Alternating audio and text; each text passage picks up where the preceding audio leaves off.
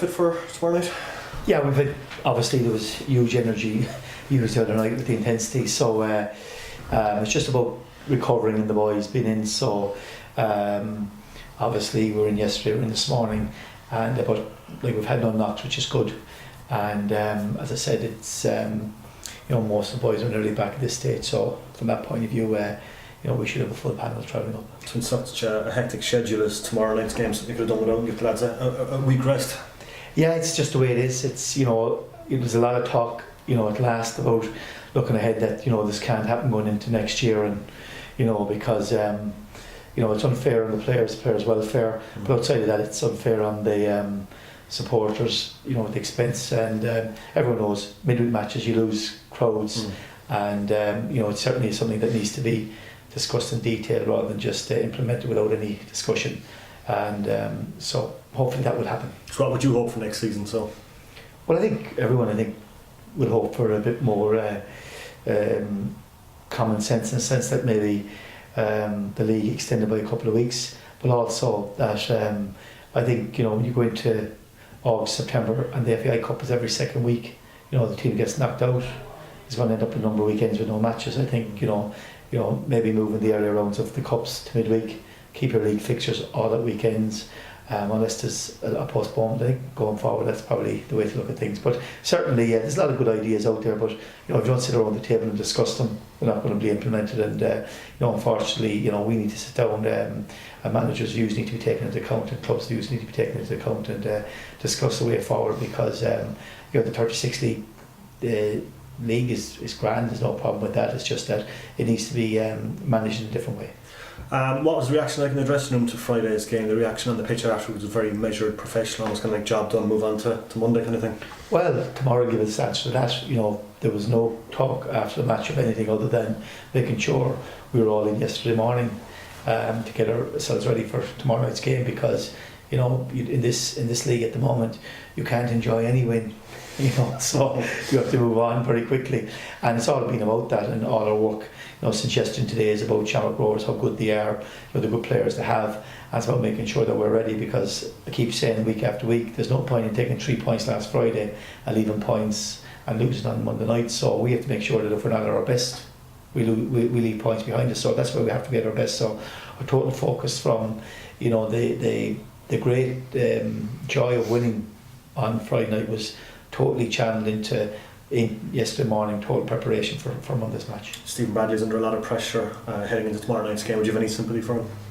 Well, every manager's under pressure. That's just the way it is, and it's like I keep saying we're the biggest club with the biggest support in the country. Rovers historically have been the biggest club because they've won more trophies, and there's always massive pressure. So, but at the same time, Stephen has a tremendous squad. You go through a bit of a blip, and you lose a couple of games. To be fair to Rovers, we've watched their matches. They were desperately unlucky against Dundalk. They certainly deserved a draw. They had plenty of opportunities to get the equaliser in the last 15 minutes. On Friday night against Derry, we saw some clips. They missed 3 very, very good chances.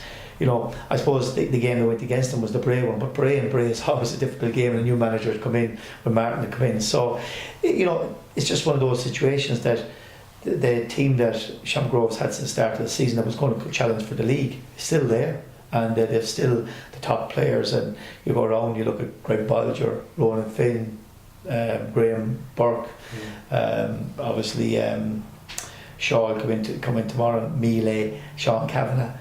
These are all exciting players, so they still have those players. Just sometimes if you lose a couple of games, confidence can dip a bit. But I'm sure Shamrock Rovers are relishing us going up tomorrow after winning the other night, and we know that we expect that they would see this as a massive opportunity being at home. But we have to concentrate on ourselves, and more importantly, we have to make sure that we can give a high level of performance like we've done for the last number of weeks. Shane Griffin, does he come back into?